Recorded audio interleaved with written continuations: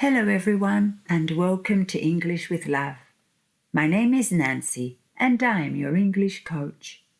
Every week I prepare fun, cultural mini lessons to help you train your ear and improve your English listening skills. If you don't have much time during the day, my episodes are the perfect solution. They are little language snacks which are short and easy to enjoy even in a busy schedule. Today, I want to talk to you about an Italian pre-Christmas tradition called Santa Lucia or Saint Lucy, which is celebrated on the 13th of December.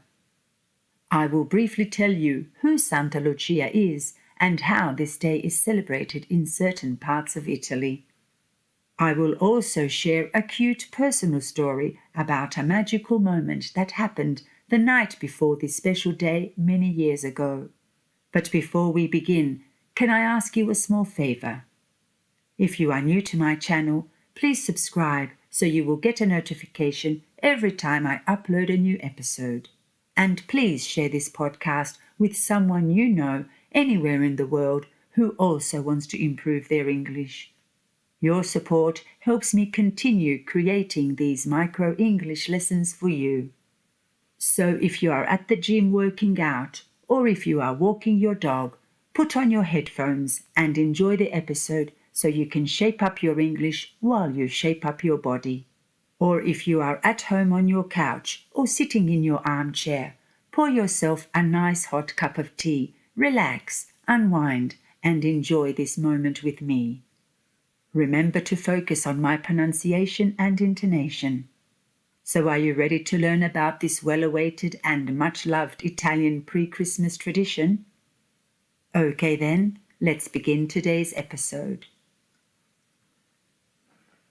Santa Lucia, or Saint Lucy, was a young woman who lived in the 4th century in Syracuse on the southeast coast of Sicily.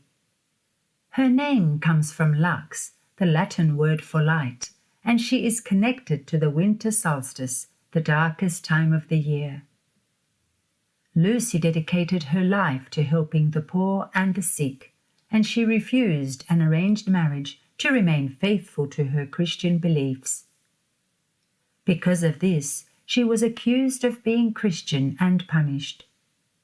According to tradition, she became a martyr, dying for her faith, but even in her suffering, she kept her inner light and courage. That is why she became the patron saint of sight. Santa Lucia's feast on December the 13th is celebrated during the darkest period of the year, just before the winter solstice. This makes her a symbol of light returning after the long nights. Her holiday is not only about honoring her life and generosity, but also about celebrating hope and the promise of brighter days ahead. People celebrate Santa Lucia to bring light into the dark winter days, to remember her generosity, and to inspire children to be good and hopeful. Over the centuries, she has become a symbol of faith, charity, and the triumph of light over darkness. In certain parts of Italy, especially Brescia, Bergamo, Verona, and parts of Sicily, children eagerly await the night of December the 12th, because legend has it that Santa Lucia travels through the towns and villages during the night. This night is celebrated almost like Christmas Eve, and the next morning is similar to Christmas Day, filled with gifts, sweets, and magic. According to the legend, Santa Lucia rides a little donkey silently through the streets. She is blind and cannot see, which is why children must be asleep when she comes. She wears a long white dress and a crown on her head, shining with the light of hope and goodness. In her hands she carries gifts, sweets and lollies for all the good children. To announce her arrival, she rings a small bell, its gentle jingling echoing through the quiet winter night. And for children who are awake or trying to peek, Santa Lucia has a playful warning. She can blow a little coal or ash towards the eyes of those not sleeping, a reminder that she must not be seen. The sound of the bells is magical. When children hear them, they rush to bed, hearts full of excitement and a tiny bit of fear. They imagine her slowly riding through the foggy streets, leaving trails of gifts in her path.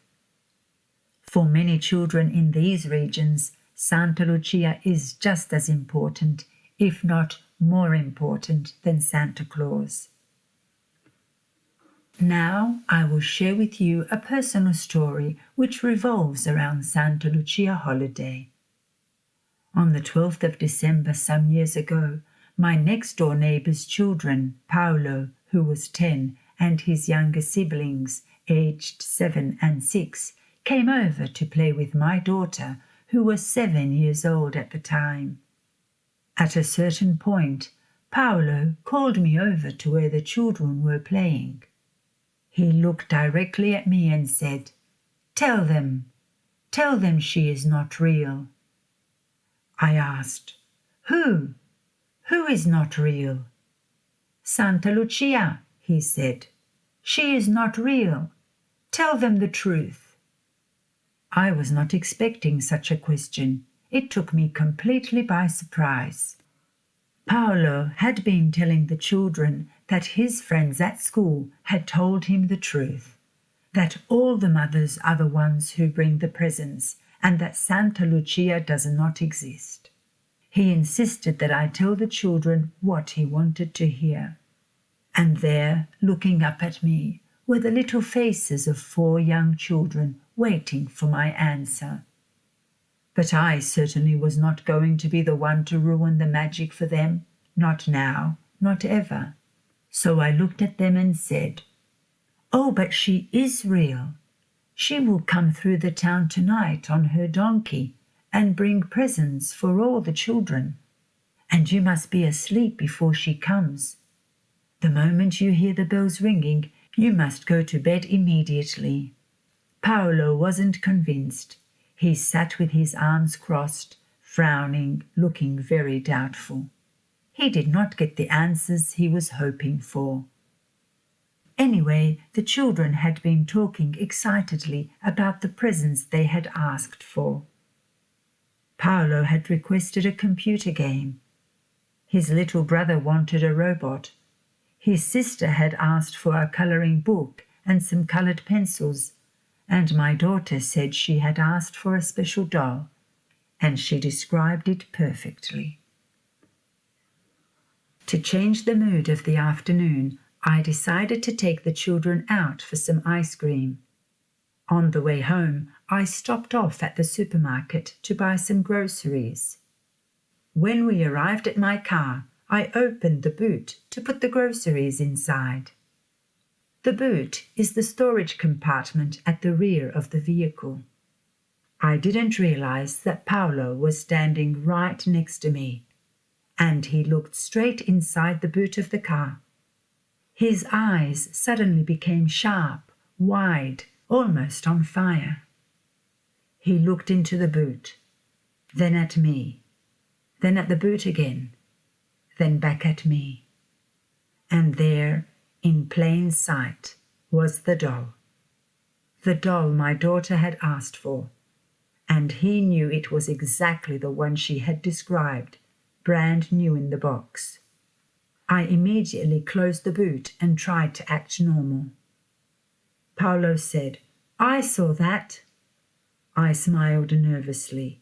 "Saw what?" The doll your daughter asked for.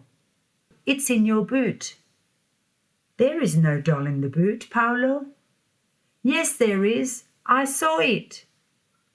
On the drive home, he told the others that there was a doll in my car and that I was Santa Lucia and that his mother was Santa Lucia too.